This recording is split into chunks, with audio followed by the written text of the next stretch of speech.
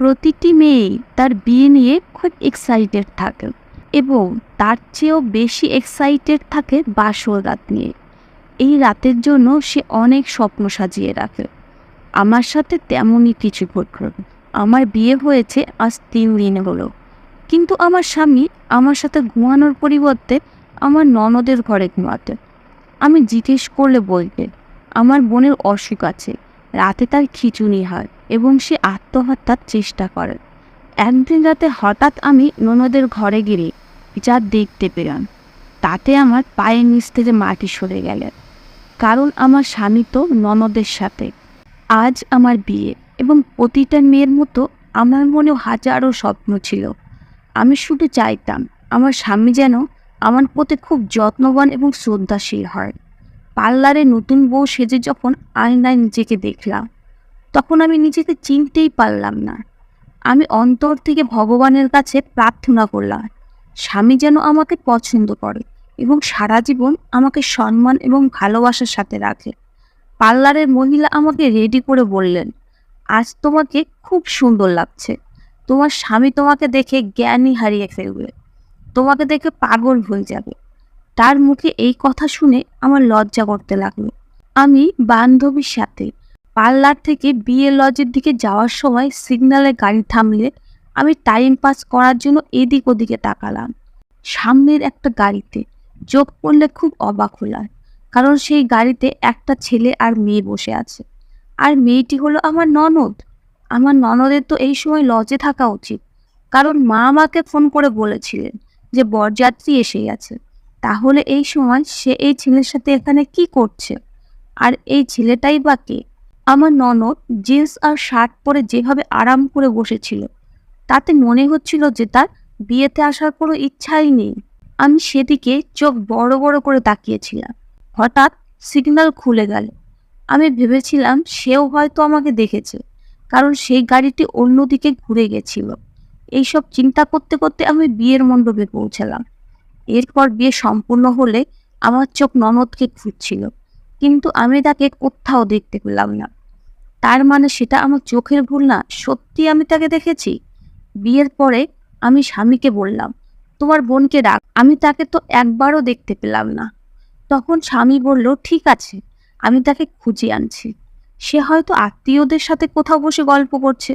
আমি নিশ্চিত ছিলাম যে তাকে খুঁজে পাওয়া যাবে না, কিন্তু যখন তাকে স্বামীর সাথে আসতে দেখলাম, তখন আমার বিস্ময় সীমা রইল না। এখন তাকে একেবারে অন্য মেয়ে মনে হচ্ছে। সুন্দর একটা লেহেঙ্গা পরা, হাতে চুড়ি এবং মেকআপ দেখে মনে হচ্ছিল সে নয়, গাড়িতে অন্য কেউ ছিল। আমার মনে সন্দেহ ছিলই, কিন্তু এটা সঠিক সময় নয় এসব প্রশ্ন করার। তাই আমি হেসে হেসে তার সাথে কথা বলতে লাগলাম, কিন্তু আমার মনে সন্দেহ ছিলই। বিদায়ের সময় ননদ বলতে লাগলো, দাদা, তুমি আর বৌদি এক গাড়িতে যাও, আমি অন্য গাড়িতে যাচ্ছি। ননদ অন্য গাড়িতে যাওয়ার আগেই আমার স্বামী তাড়াতাড়ি ওর হাত ধরে ওকে এই গাড়িতে বসিয়ে দিয়ে বলল, তুমি জানো তো 2 মিনিটের জন্য তুমি আমার চোখের সামনে থেকে যেতে পারবে না। তুমি আমার চোখের আড়াল হলেই আমি টেনশনে পড়ে যাই। কথা শুনে ননদ হাসতে হাসতে গাড়ির ভিতরে বসিল। আমি বোঝার চেষ্টা করেছি এই ভাই বোনদের মধ্যে কি চলছে, কিন্তু আমি শত চেষ্টা করেও ব্যর্থ হলাম। গাড়ি বাড়ির সামনে এসে থামলেন। ননদ আমাকে রুমে ছাড়তে এসে আমার বিছানায় বসিয়ে বলল, আজ রাতে তুমি দাদাকে ঘর থেকে বের হতে দিও না, না হলে পরে আফসোস করবে। তাহার এসব অদ্ভুত কথায় আমি হতভম্ব হয়ে গেলাম, কিন্তু কিছুই বুঝতে পারলাম না। তৃপ্তিতে ভাবতে লাগলাম, এর মাথা হয়তো খারাপ আছে। বাসর রাতে স্বামী তার স্ত্রীকে রেখে কোথায় যাবে? সে আমার দিকে অদ্ভুত দৃষ্টিতে তাকিয়ে চলে গেল। কিছুক্ষণ পর আমার স্বামী তাড়াতাড়ি ঘরের ভিতর এসে আলমারি থেকে একটা গিফট বের করে আমাকে দিয়ে বলল, এটা তোমার উপহার, আমি এখন যাচ্ছি, সকালে কথা হবে। কথা শেষ করতে করতেই সে বেরিয়ে গেল, আর আমি হতভম্ব হয়ে বসে রইলাম। এত তাড়াহুড়ো করলো যে কিছুই বলার সুযোগ পেলাম না। হঠাৎ ননদের কথা মনে পড়লো আমার। সে বলেছিল, তোমার স্বামীকে তোমার কাছেই রেখো, বাইরে যেতে দিও না। তার মানে সে জানতো যে আমার স্বামী আজ রাতেও বাইরে যাবে, সে আমার সাথে রাত কাটাবে না। এইসব প্রশ্ন আমার মনে আসছিল, আর মনে সন্দেহ তৈরি হচ্ছিল, আমার সাথে খারাপ কিছু হবে না তো? এই বাড়ির সবাইকে এখনো ঠিক মতো চিনতাম না। ননদের সাথে কয়েকবার মাত্র দেখা হয়েছে, এখনও তাকে ঠিকমতো বুঝতে পারিনি। অন্যদিকে নীলাভ, তার তো আমার কাছে বসা উচিত ছিল। আজ আমাদের বাসরাত, আমার সাথে বসে প্রেম ভালোবাসার কথা বলা উচিত ছিল তার, কিন্তু জানি না সে আমাকে ছেড়ে কোথায় চলে গেছে। এই বিয়ে এক ঘটকের মাধ্যমে হয়েছিল। আমার মা আমার বিয়ে এমন জায়গায় দিতে চেয়েছিলেন যেখানে শ্বশুর বাড়িতে কোনো ঝামেলা থাকবে না। অনেক কষ্টে আমার মা তার মনের মতো ছেলে খুঁজে পেয়েছেন। ছেলের বাবা নেই, একটা মাত্র বোন আছে, আর তারা অনেক বড় লোক। মায়ের এই সম্বন্ধটা খুব পছন্দ করেছিল, তাই তিনি ঘটককে বলেছিলেন মেয়ের বিয়ে এখানেই পাকা করতে। ভাগ্যে এটাই ছিল, তাই আমার বিয়ে এখানেই হয়ে যায়। আমি মাকে বলেছিলাম অচেনা মানুষ, ভালো করে খোঁজ খবর নিতে, কিন্তু মা বলেছিলেন আমি খোঁজ খবর নিয়েছি, ছেলেটা খুব ভালো। এখন আমি চিন্তিত হয়ে ভাবতে লাগলাম নীলাভ বাসরাতে আমাকে ছেড়ে গেল কোথায়। এরকমটা তখনই হয় যখন স্বামী অন্য কোনো মহিলার সাথে পরক্রিয়া থাকে। স্বামীর জন্য অপেক্ষা করতে করতে সারা রাত চিন্তায় কাটিয়েছি। ভাবলাম ননদকে গিয়ে জিজ্ঞেস করে, সে নিশ্চয়ই জানবে তার দাদা কোথায় গেছে। আমি ননদের রুমে দরজায় টোকা দিলাম, কিন্তু এটা দেখে আমার মুখের রং সাদা হয়ে গেল যে আমার স্বামী নীলাভ দরজা খুলেছে। সে তার বোনের ঘরে কি করছে ভেবেই আমার মুখের ভাব হঠাৎ বদলে গেল। আমি রাগে কিছু না বলে আমার রুমে চলে এলাম। সেই সময় আমার খুব রাগ হচ্ছিল যে সে তার বোনের রুমে কেন। আমি মন থেকে সব খারাপ চিন্তা দূর করতে চাইলাম। আমার এসব ভাবা উচিত না, কিন্তু অবস্থা আমার মনে সন্দেহ সৃষ্টি করছিল। নীলাভ আমার পিছন পিছন এসে বলল, আমার বোন একটু মানসিকভাবে অসুস্থ, রাতে তার খিঁচুনি হয় এবং সে প্রায় নিজের ক্ষতি করে বসে। তাই আমাকে রাতে তার কাছে থাকতে হয় যাতে সে নিজের ক্ষতি না করতে পারে। ও যখন এ কথা বলল তখন আমি নিজের কাছেই নিজেকে লজ্জিত বোধ করছিলাম, কারণ এত ভালো এবং যত্নশীল মানুষ, আর আমি তাকে সন্দেহ করছি। কিছুক্ষণ পর তার বোনও উঠে এলো। সারাদিন ননদ আমার সাথেই থাকলো। বাড়িতে তখন অনেক অতিথি ছিল। ননদ সারাক্ষণ আমার সাথে থেকে সবার সাথে হেসে হেসে কথা বলছিল। তাকে দেখে কোনো মতেই মনে হয় না সে মানসিক রোগী।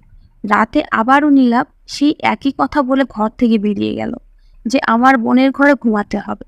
আমি ভাবতে লাগলাম যে তাকে যদি সবসময় বোনেরই খেয়াল রাখতে হয়, তবে সে আমাকে বিয়ে করেছে কেন? এভাবে আর কতদিন চলবে? কতদিন তাকে তার বোনের ঘরে গিয়ে ঘুমাতে হবে? আমার বিয়ে হয়েছে মাত্র 2 দিন, আমারও কিছু স্বপ্ন আছে, কিন্তু ও আমার ইচ্ছাকে পাত্তাই দেয়নি। তৃতীয় রাতেও নীলাভ তার বোনের ঘরে গিয়ে ঘুমিয়ে পড়ল। আজ আমি সবচেয়ে বেশি বিরক্ত। চতুর্থ রাতেও নীলাভ তার বোনের রুমে গেলে আমার তার উপর খুব রাগ হয়। আমি বিছানায় এপাশ ওপাশ করতে থাকি, কিন্তু ঘুমাতে পারিনি। রাত 12টার দিকে আমি ননদের দরজায় টোকা দিলাম, কিন্তু হয়তো দুজনেই ঘুমিয়ে পড়েছে, তাই তারা খোলেনি।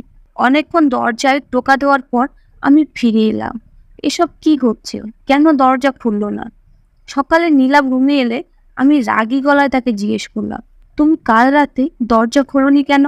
তখন সে আমাকে সান্ত্বনা দিয়ে বলল, আমি গভীর ঘুমিয়েছিলাম, তাই টের পাইনি। আমি ওকে বললাম, তুমি তোমার বোনের ঘরে ঘুমানোর সময় দরজা বন্ধ রাখো কেন?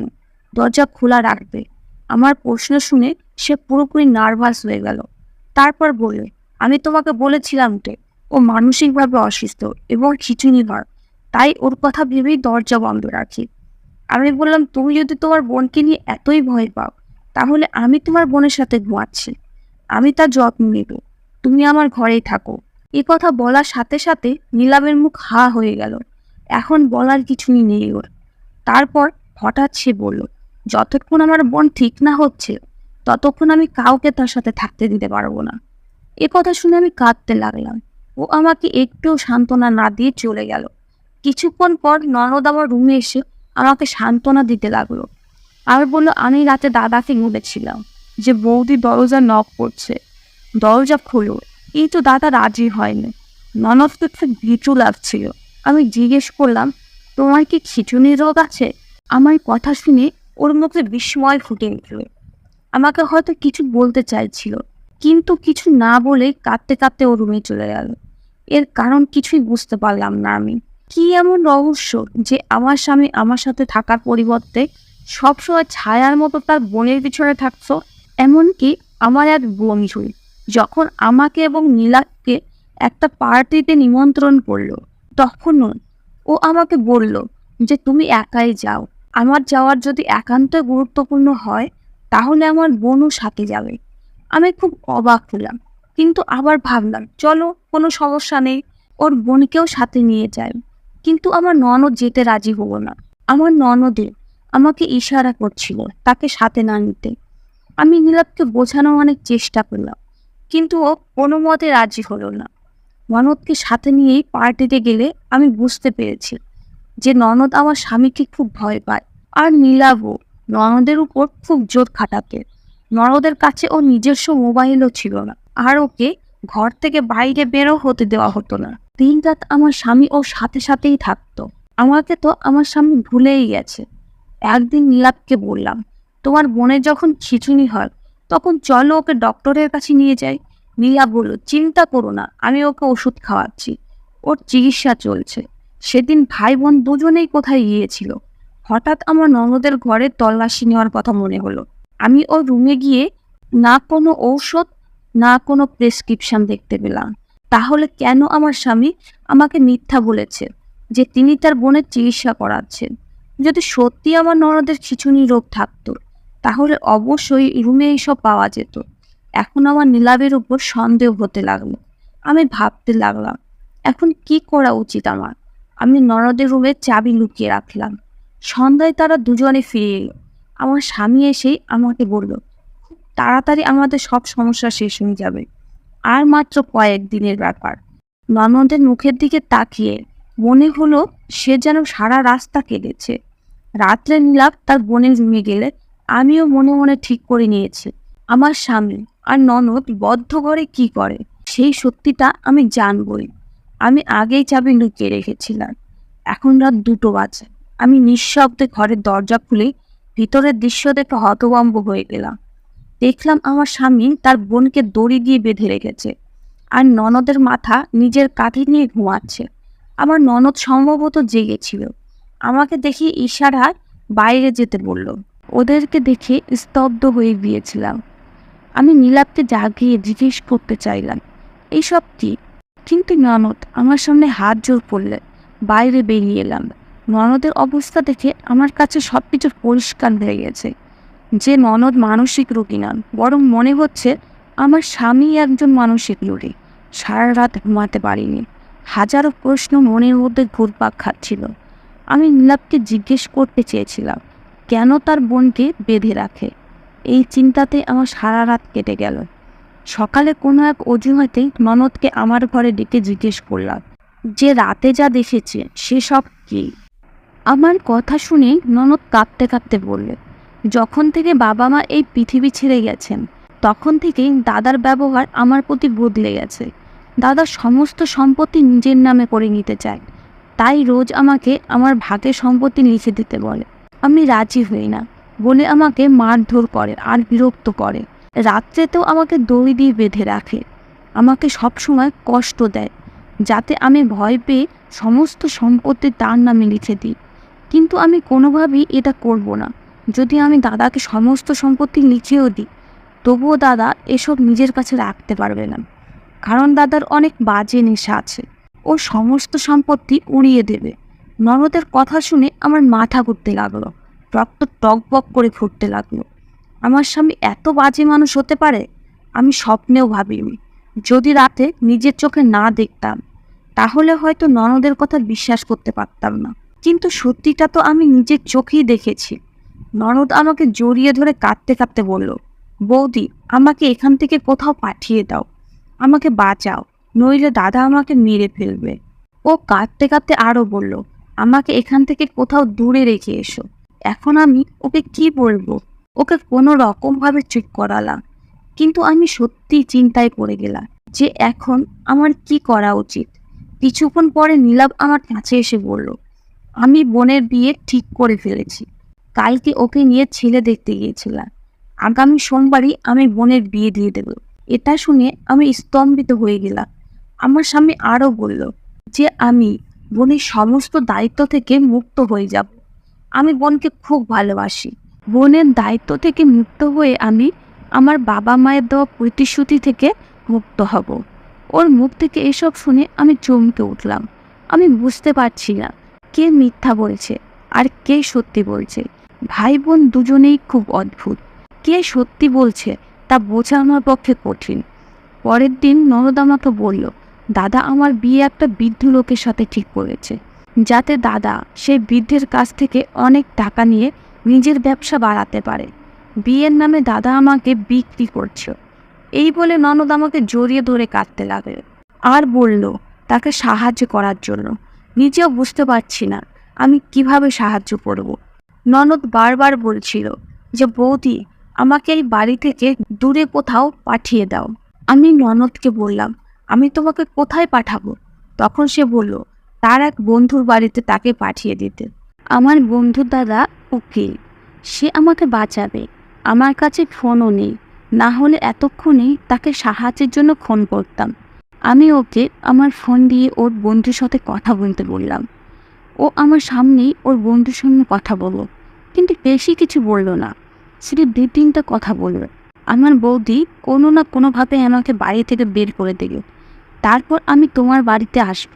আমি ননদে অনেক কান্নাকাটির পর তাকে সাহায্য করতে রাজি হলাম, কিন্তু ভিতরে ভিতরে ভয়ও হচ্ছিল।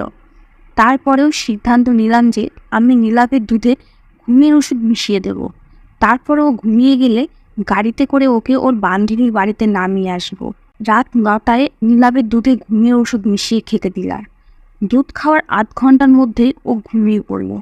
এই আমাদের সুযোগ। ননদকে বললাম তাড়াতাড়ি গাড়িতে উঠতে। আমি গেটম্যানকে বললাম আমার মা অসুস্থ, তাকে এখনই দেখতে যেতে হবে। গেটম্যান সাথে সাথে গেট খুলে দিলে আমরা গাড়ি নিয়ে বেরিয়ে পড়লাম। কিছুক্ষণের মধ্যে আমরা একটা বাড়ির সামনে দাঁড়ালাম। ননদ বলতে লাগলো, বৌদি তুমি বাড়িতে যাও, না হলে আমরা ধরা পড়ে যাব। কিন্তু আমি ননদকে পূর্ণ নিরাপত্তার সাথে তার বন্ধুর কাছে রেখে তাকে বলতে চাই যে আমার ননদের খেয়াল রেখো। আমার উদ্দেশ্য ছিল ননদকে এখানে রেখে সরাসরি বাবার বাড়ি গিয়ে বাবা মাকে নীলাভের পুরো সত্যিটা জানাবো।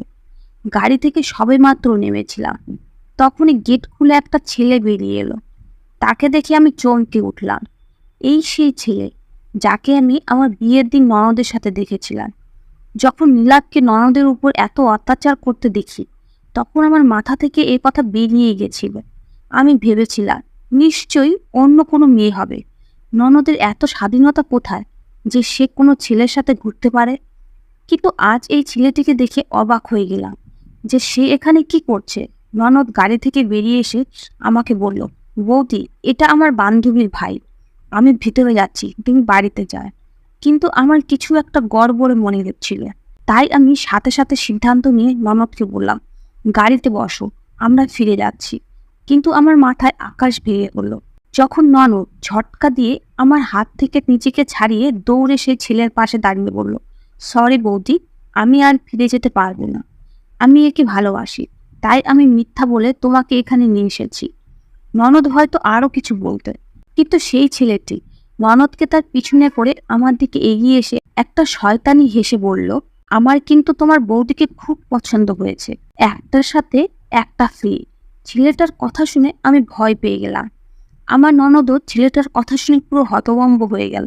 ছেলেটা একই রকম শয়তানি হাসি হেসে বলল, আমি তৃষ্ণার্ত হয়েছিলাম যে তুমি কখন আসবে আর আমার তৃষ্ণা মেটাবে, কিন্তু এখন দেখো তোমার সাথে তোমার বৌদিও ফেসে গেছে। আমি এগিয়ে গিয়ে ননদের হাত ধরে তাকে গাড়িতে বসাতে যাচ্ছিলাম, তখনই সেই ছেলেটি এসে আমার হাত চেপে ধরল এবং আমাকে ঘরের ভিতরে টেনে নিয়ে যেতে লাগলো। আমার ননদ রেগে গিয়ে তার মুখে চড় মেরে বলল, তুমি ঠক, বাটপার, তোমার জন্য আমি আমার দাদার সাথে বিশ্বাসঘাতকতা করেছি। ননদ ছেলেটির গালে থাপ্পড় মারলে ছেলেটি তার বন্ধু আরও 2টি ছেলেকে ডেকে নিলেন। আমি বুঝতে পারছি যে এদের উদ্দেশ্য কী। এখানে এসে আমি মস্ত বড় ভুল করেছি। তারা আমাকে এবং আমার ননদকে টেনে ভিতরে নিয়ে যাচ্ছিল। তখনই পুলিশের গাড়ির সাইরেনের আওয়াজ আসতে লাগলো। পুলিশের সাথে আমার স্বামীকে আসতে দেখে আমি ঈশ্বরকে ধন্যবাদ দিলাম। বুকে যেন প্রাণ ফিরে এলো। পুলিশ তৎক্ষণাৎ ওই ছেলেগুলোকে ধরে নিয়ে গেল। আমি অবাক হলাম এটা ভেবে যে আমি ওকে ঘুমের ওষুধ খাইয়ে এসেছিলাম, তারপরেও ও এখানে কিভাবে এলো। নীলাপ বলতে শুরু করলো যে 1 মাস আগে এই ছেলেটির সাথে আমার বোনের দেখা হয়েছিল এবং সে তার প্রেমের ফাঁদে পড়ে। আমি এই কথা জানতে পেরে এই ছেলেটার খোঁজ খবর নিতে শুরু করি। এই ছেলেটা যদি ভালো হতো তবে এই ছেলের সাথেই বোনের বিয়ে দিয়ে দিতাম। কিন্তু আমি জানতে পারি যে এই ছেলেটা একটা বাটপার এবং মাতাল। আমি বোনকে ছেলেটা সম্পর্কে সবকিছু বলেছিলাম, কিন্তু বোন আমার কথা বিশ্বাস করেনি, উল্টে তার কথা বিশ্বাস করে। সে আমাকেই সন্দেহ করে এবং বাড়ি থেকে পালানোর চেষ্টা করে। আমার বিয়ের দিন এটা আমি বুঝতে পারি, তাই আমি তাকে দড়ি দিয়ে বেঁধে রেখে তার ঘরে ঘুমাতে লাগলাম, কারণ সে আবারও পালানোর চেষ্টা করেছিল এবং আমি চাইনি ও একজন মাতালের হাতে পড়ে নিজের জীবন শেষ করুক। বোনকে আমি খুব ভালোবাসি, তাই তাকে নষ্ট হয়ে যেতে দেখতে পারবো না। ও তোমাকে গতকাল যা যা বলেছিল তার সবই ছিল মিথ্যা। যখন তোমরা দুজন পরিকল্পনা করছিলে তখন আমি সবই শুনেছিলাম এবং সিদ্ধান্ত নিয়েছিলাম যে তোমরা যা চাও তাই হয়, যাতে তোমরা সত্যিটা জানতে পারো আর সবকিছু নিজের চোখে দেখতে পারো। এই ধাক্কাটা পেলেই হয়তো আমার বোন বুঝতে পারবে, কারণ একজন মানুষ ধাক্কা না খাওয়া পর্যন্ত বুঝতে পারে না। তাই আমি তোমাদের যেতে দিয়েছি আর ঔষধ মেশানো দুধ আমি ফেলে দিয়েছিলাম। আমি নিশ্চিত ছিলাম যে এখানে এরকমই কিছু হবে, তাই পুলিশ নিয়ে তোমাদের অনুসরণ করেছিলাম। এইসব শুনে আমি লজ্জায় পড়ে গেলাম। ননদও মাথা নিচু করে চোখের জল ফেলছিল। তারপর হাত জোর করে বলল, আমাকে ক্ষমা করে দাও দাদা, এই ছেলের কথা বিশ্বাস করে নিজেরই ক্ষতি করতে যাচ্ছিলাম। সে আমাকে তোমার বিরুদ্ধে উস্কেছে এবং আমার সাথে বিশ্বাসঘাতকতা করেছে। ননদ আমার কাছেও ক্ষমা চেয়েছে। আমি আর নীলাপ তাকে ক্ষমা করে দিয়েছি, কেননা ও নিজের ভুল বুঝতে পেরেছে, এটাই যথেষ্ট। কিছুদিন পরে আমরা তাকে ভালো জায়গায় বিয়ে দিয়ে দেই। আজ সে তার স্বামী সংসার নিয়ে সুখী, এদিকে আমিও আমার স্বামীর সাথে সুখী।